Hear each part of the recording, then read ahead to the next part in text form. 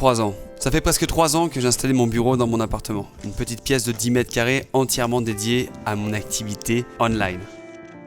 Aujourd'hui, il est l'heure de partir vers mon nouveau studio que je vous ai présenté il y a quelques mois. Sauf qu'en 3 ans, on en accumule des choses. Sans parler des mousses acoustiques qui nous ont pris plus de temps à retirer qu'à installer. Heureusement, aucune casse à déplorer. Le sourire, le plaisir avant tout de faire ça un dimanche. Après quelques semaines d'aménagement, mais surtout quelques nuits blanches, je suis extrêmement heureux d'enfin vous présenter mon nouveau setup. Bien le bonjour YouTube, nouvelle vidéo aujourd'hui que vous attendez depuis très longtemps, enfin en tout cas il y en a quelques-uns qui m'ont envoyé des messages comme quoi en me disant est-ce que tu peux faire une vidéo setup. Le bruit que vous voyez, vous entendez derrière moi, c'est Julien qui marche dans son bureau. Voilà, parce qu'il n'y avait plus de budget pour le parquet, du coup il grince. Et là, tu remarques qu'il n'avait plus non plus de budget produit à vitre. Voilà, bref. Derrière cette porte se trouve tout le matériel que j'utilise quotidiennement. Donc on va parler de matériel photo, matériel informatique, des lumières, du son, de tout. Donc je te laisse mettre un énorme pouce bleu. Et surtout à me dire en commentaire quel produit tu veux que je développe un peu plus. On va y aller, mais avant, intro.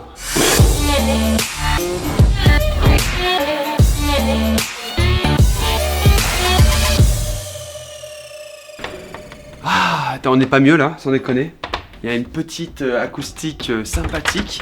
Alors, on se trouve dans un petit bureau qui fait 25 mètres carrés. D'accord? Et je préfère vous le dire tout de suite, le bureau a été meublé par Cdiscount. Bref, tout ce que je peux vous dire, c'est que tous les liens sont dans la description. Autant le matériel, que le mobilier, que les lampes, les prises connectées que je vais vous parler, c'est un truc de malade. On va commencer un petit peu le tour. On va commencer par quoi? Petit canapé vert, plutôt pas mal. Moi, je suis très content de ce canapé. Il est assez confort, il est assez design, surtout, je trouve. Et comme vous le voyez, en fait, on va le mettre au milieu de la pièce pour avoir une profondeur de champ et avoir un petit flot d'arrière-plan. Et surtout que j'ai toute ma lumière, ma déco concentrée sur le mur avec la super tapisserie. Alors, ce que je vais vous faire, c'est que pendant un petit peu ces images, je vais vous montrer comment le bureau était avant. Parce qu'on a fait aussi des travaux, notamment la mousse acoustique sur les murs. Et j'adore cette tapisserie. Voilà, on a mis 2 jours à la poser, entre le découpage, collage, etc.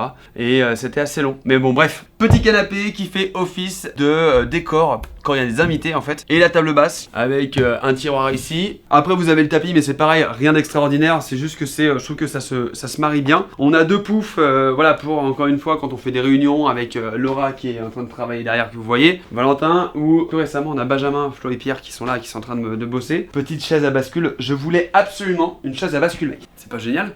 Sans déconner.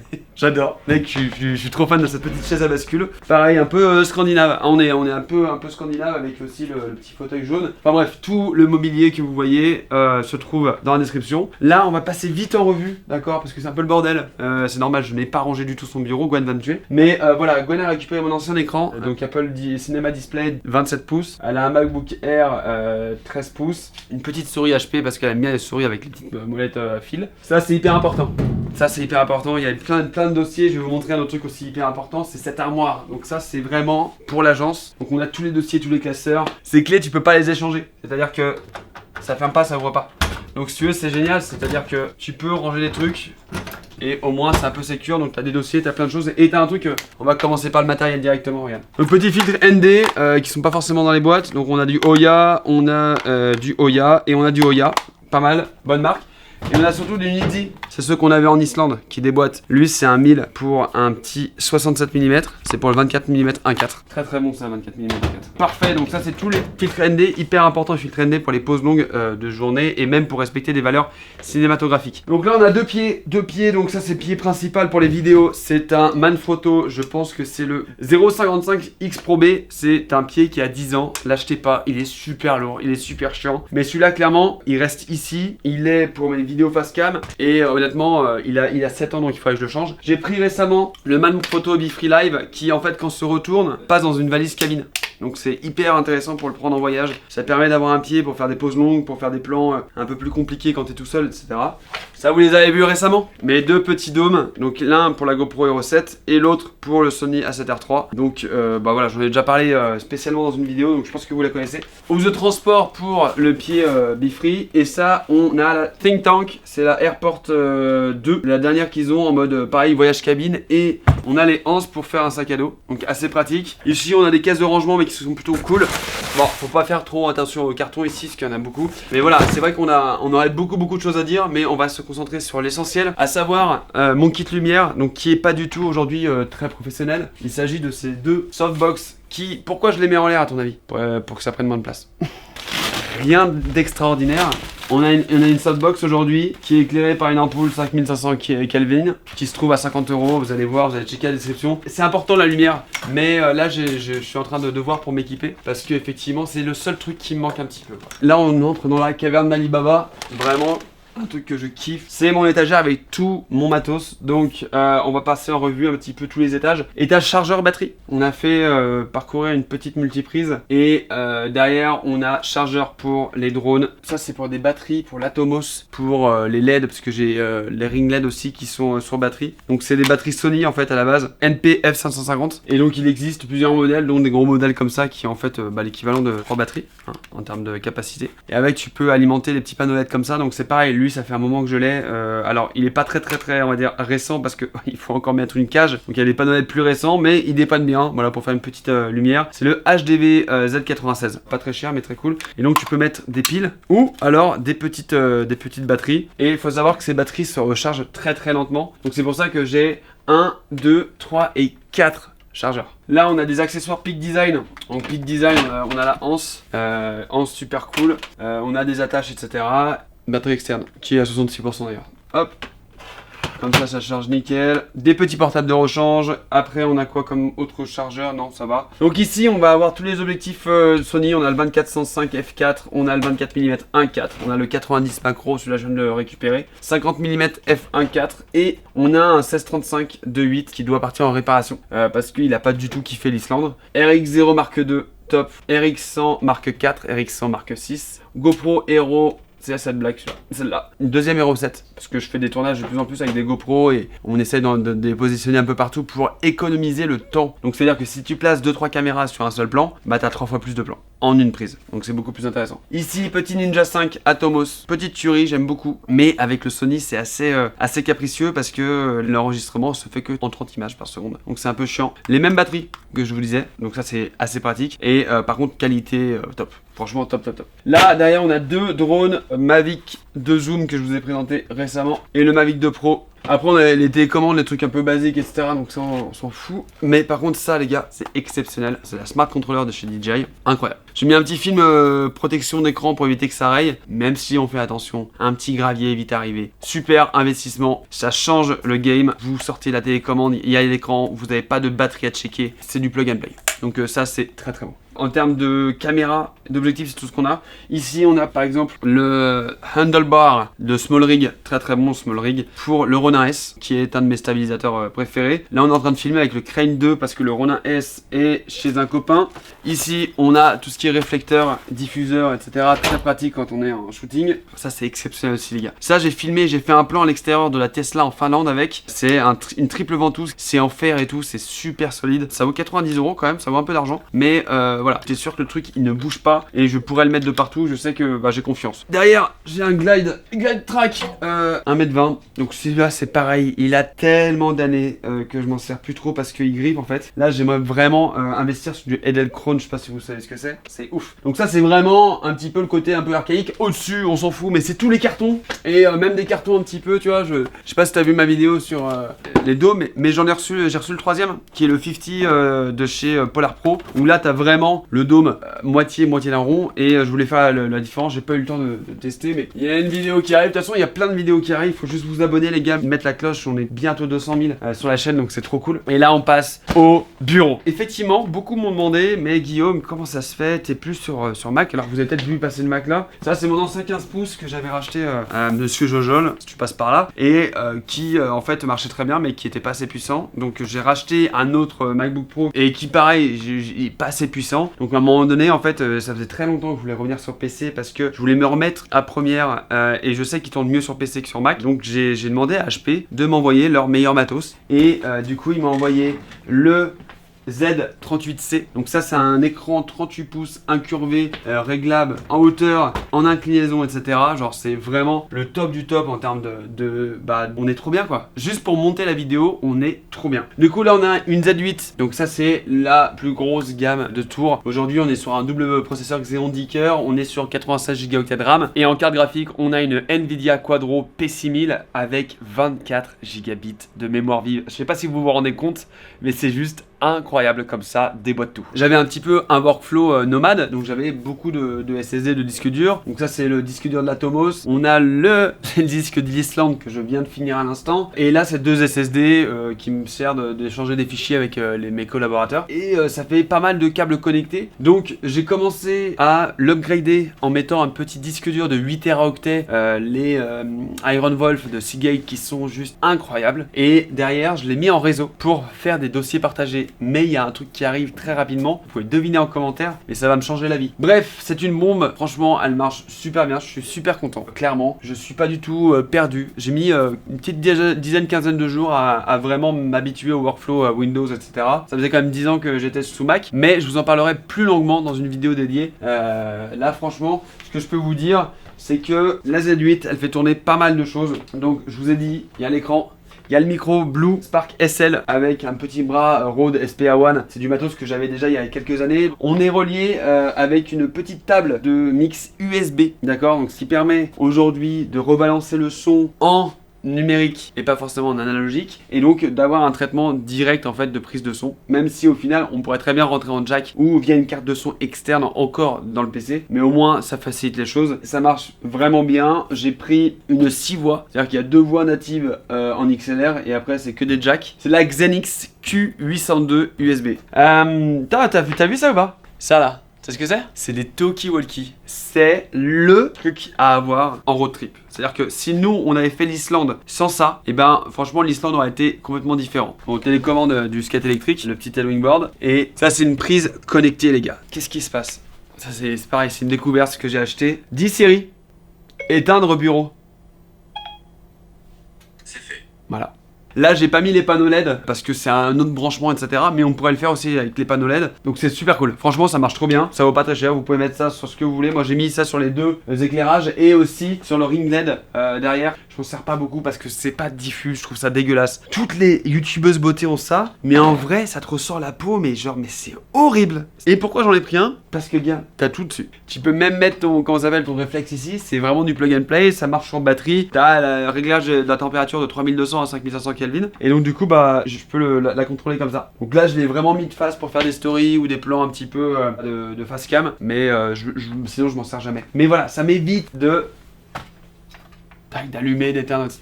Là, c'est un clic, c'est nickel. Les enceintes de monitoring, les gars. Ça, c'est Adam, c'est des T5V. C'était les derniers modèles de chez Adam quand j'ai commandé mes enceintes parce que je voulais prendre celle de Yamaha qu'on m'avait recommandé. Faut juste comprendre que le son, c'est important, voire plus important que l'image. C'est-à-dire qu'aujourd'hui, la qualité d'une vidéo dépend de plusieurs facteurs. Sur quoi tu le regardes? Un téléphone, un écran d'ordinateur, une télé, une salle de cinéma. Est-ce que tu as une bonne connexion? Pour avoir une bonne connexion vidéo, c'est-à-dire est-ce que tu peux lire de la 1080p, de la 4K? Si tu as une bonne connexion, est-ce que tu as un bon ordinateur? Parce qu'il faut décoder la vidéo en direct. Enfin, bref, la vidéo dépend de plein de paramètres. Quand tu as l'audio, en fait, c'est très facile d'avoir du bon son. Parfois, il y a des gens qui regardent pas forcément ta vidéo en direct, mais qui la mettent en fond, etc. Et donc, l'audio, c'est ultra important. Donc, l'enceinte de monitoring, aujourd'hui, c'est un luxe qui permet de masteriser le son. Alors, je suis pas du tout spécialiste vraiment dans le son. J'essaie juste de faire des choses un petit peu, on va dire, cohérentes avec ce que je veux faire. Mais c'est hyper important d'essayer de vraiment mettre un son neutre. Avant, je montais au casque ou aux écouteurs ou même juste avec le son de l'ordinateur et bah forcément, soit t'as pas de basse, soit tes aigus c'est déformé, t'as une puissance qui est... Enfin bref, c'est vraiment horrible. Je vous conseille, si vous avez un peu de budget, prenez peut-être pas celle-là, mais prenez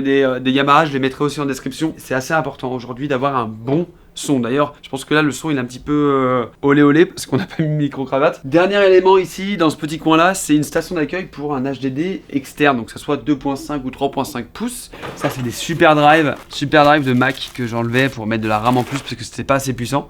Ah, ça c'est des SD ultra rapides TOF Sony que je peux vous faire gagner sur Instagram, donc allez me suivre. Quoi? Oui, je fais ma propre pub, je suis sur ma chaîne YouTube, tu vas faire quoi? Bref, donc ça, station d'accueil, c'est intéressant. Et juste derrière ici, c'est un multi-USB pour charger le téléphone ou ceux des copains, parce que en fait moi ici c'est le Google Stand, il m'avait été offert par Google quand j'ai participé à la soirée conférence de presse Google Pixel 3 qui est toujours là-haut dans un carton. Vous voulez gagner un Pixel 3? Dites-moi en commentaire ce que vous voulez gagner, ce que vous voulez pas gagner, ce qui vous ferait plaisir de découvrir un peu plus. Exceptionnel ça les gars, ça c'est l'Amplify HD de Bikiti, je ne sais pas si je le prononce bien. En gros c'est un petit routeur Wi-Fi qui permet aujourd'hui de redistribuer le Wi-Fi que je récupère en RJ45 pour avoir un Wi-Fi séparé et avoir un Wi-Fi un peu plus sécurisé où je peux partager les imprimantes etc. Tout ça entre collaborateurs. Même pour la maison, en fait si jamais votre Wi-Fi de la maison est pas ouf, en fait ça s'appelle un Wi-Fi maillé, c'est ultra intéressant, je pourrais vous en parler pendant des heures. Mais en gros ça va démultiplier votre Wi-Fi, en fait vous avez une base comme ça et des récepteurs émetteurs que vous mettez un peu partout et c'est pas le simple point d'accès qui se répète, c'est vraiment une maille et en gros que vous soyez au point A ou 30 mètres à côté vous captez pareil, c'est juste dingue. Donc là on est combien, on bossait dessus 7, ça marche super bien, on a 300 MB montant descendant, la connexion elle est assez stable et le Wi-Fi, alors moi je suis en RJ45 mais tout le monde est en Wi-Fi ici et il y a personne qui s'est plaint, même Julien Fabreau upload ses vidéos avec ce Wi-Fi là alors qu'il est au dessus, c'est pour te dire. On a plein de gimbal, on a des Crane V2, on a des Joby, très bien ça, GorillaPod. On a le Smooth 4 ici, on a des petits GorillaPod encore parce que c'est très bien mais ça se casse assez vite. Ça c'est le DJI Osmo Mobile 1 de JB, d'ailleurs tu le récupères quand tu veux ma poule. Et derrière on a des Crane, ça c'est les Crane 2 et ça c'est la boîte du Ronin S. Aujourd'hui on est sur du stabilité. Moi j'aimerais bien me reprendre un vieux HD 4000 ou HD 2000 histoire de faire des plans un peu plus organiques. Il y a aussi un Easy Rig avec qui j'ai bossé, c'était Grain, donc Louis, trop bien. Putain, des rendus beaucoup plus cinématographiques. Ça c'est chouette tu vois, c'est stable mais ça fait un rendu assez plat quoi. Bref, là, petite tablette graphique Wacom en mode S. Elle est même pas Bluetooth. Ça fait assez longtemps que je m'en suis pas servi parce que en fait elle est trop petite. Franchement j'adore, mais qu'est-ce que je fais moi? Alors moi je me sers de ça. Ça c'est le ZBook Studio X360. Il est puissant, j'ai pas les specs en tête parce que je suis en train de le tester et c'est de mon ordinateur perso et j'essaie de vraiment l'utiliser à fond avant de vous faire une review. Ça sera je pense en août, histoire de vraiment encore l'utiliser pendant 2 mois. Mais voilà. Qui a déjà vu ça? Moi perso j'ai jamais vu ça. On a du BO en termes de son, on a des entrées USB-C, Thunderbolt, USB-A, on a une possibilité de mettre une carte SIM, on a un lecteur de SD ici. Enfin franchement il est ultra fin. T'arrives à voir ou pas?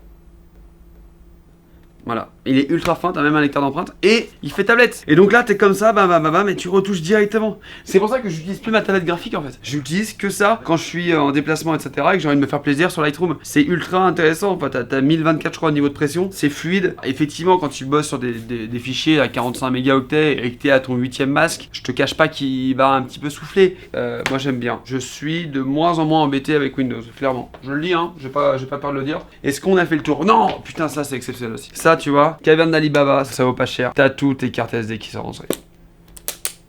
Dernier truc, la chaise. Alors avant je m'asseyais sur des chaises qui étaient pas ouf. Là j'ai pris une petite chaise de gaming sans prétention hein. J'ai jamais testé tout ce qui est les chaises ultra haut de gamme à plusieurs centaines d'euros. Ça vaut 80 € je crois. C'est cool. Effectivement le coussin dans le dos, ça te permet de bien maintenir le bas du dos. C'est un peu mieux pour bosser. Et parfois même je me fais des petites détentes comme ça etc. Avec la Minerve, nickel. La Minerve, pas du tout. Et je commence à être fatigué hein. Et j'ai mis 40 minutes pour vous présenter ça. J'espère que ça vous a plu les gars parce que c'est la fin de cette vidéo. Je vous ferai un petit retour. Oh, je vous ai pas parlé du clavier souris Logitech, bon c'est Logi maintenant ça s'appelle. Donc c'est la Craft et c'est la MX Master 2S. Petite tuerie, juste un bémol quand j'utilisais avec mon Mac, c'est que la molette ça ne marche pas sous le calendrier et sous les mails. Donc voilà, là on a un récepteur qui est branché derrière, donc on n'est pas en mode Bluetooth, on est en mode Unify. Le clavier il est pas optimisé pour PC, c'est chiant. Je suis un peu dégoûté parce que en fait il marchait très bien sous Mac, mais les touches sont pas les mêmes. Mais j'étais un peu habitué, tu vois, c'est comme ce petit tapis de souris format XXL. J'étais pas forcément pour à la base et en fait c'est vrai que c'est super agréable, la souris tu vas pas déborder et tout etc. Donc petit tapis de souris HP Omen. Encore un dernier truc, ça ne s'arrête jamais, ça c'est le Zoom H2N, assez vieux mais il marche toujours bien. Je branche le micro et je déporte sur un pied pour avoir un peu une perche. Pourquoi? Parce qu'en fait aujourd'hui quand tu rajoutes des câbles jack tu perds la qualité du son, c'est con hein, mais en fait au bout d'un moment la qualité elle se dégrade, donc vaut mieux avoir un petit câble jack court, surtout du 3.5 c'est mieux. Encore du 6.5 tu peux mettre des dizaines de mètres et des dizaines de mètres, mais le 3.5 tu peux vite avoir un petit craquement rapidement. Bref, c'est important ça. USB-C, SanDisk, ça C'est une horreur ça. Et pour terminer, cette vidéo a été tournée à la CTR3 avec un 1635 2.8 et une cage small rig qui permet aujourd'hui de mettre des accessoires. On a des petits accessoires que je vous ai pas forcément montré parce que je voulais vraiment vous montrer un petit peu mon setup global. C'est vrai que vous voyez beaucoup cette partie-là, mais pas trop celle-là. Alors c'est pas la plus belle, hein, on est d'accord, on n'est pas là pour faire un beau setup. On est là pour avoir un bel espace de travail. Et aujourd'hui, je me sens super bien dans ces bureaux et ça change tout. Le fait de travailler avec des gens, de travailler dans la même direction, etc. C'est très épanouissant. Par contre, j'ai l'air fatigué, c'est normal parce qu'on travaille beaucoup et en fait, j'ai 30 ans aujourd'hui. Autant te dire que je vais même être une pillette. Écoute, je crois qu'on a fait le tour. Tu as les pieds d'enceinte aussi. Cette vidéo va jamais terminer en fait. Millennium, rien de fou, hein, c'est pas non plus une marque très connue. T'as les multiprises que je vais vous mettre en description parce que c'est pas très joli une multiprise, mais c'est important de protéger aussi son environnement électrique. Je vais pas présenter le trou là-haut. Quel bâtard! Je vous montre juste le trou là-haut. Ça, c'était quand j'ai fait la vidéo de la RX0 Mark II. J'ai voulu faire un unboxing et j'ai voulu mettre l'A7 III de Valentin, c'est le tien en plus. Là-haut avec le GorillaPod. Et en fait, en retirant le GorillaPod, ça a pété la planche et ça m'a mis du blanc de partout. C'était l'angoisse. Bref, cette vidéo touche enfin à sa fin. J'espère que ça t'a plu, clairement. Dis-moi en commentaire la partie que t'as préférée, celle que t'aurais aimé que je développe un peu plus. En tout cas, bah moi ça me fait plaisir parce que maintenant vous connaissez vraiment mon environnement de travail, le matériel avec lequel je travaille, le matériel avec lequel je filme et le matériel avec lequel je m'éclate. Les drones, etc. C'est vraiment du matériel plaisir au-delà de faire des belles images. On se reverra très vite pour une prochaine vidéo. D'ici là, je te laisse t'abonner, mettre un commentaire, partager, faire tout ce que tu veux. Et on se retrouve dans les commentaires surtout. Prenez soin de vous, prends soin de toi. On se voit, on se tutoie, on se fait la bise. Allez, salut, bisous.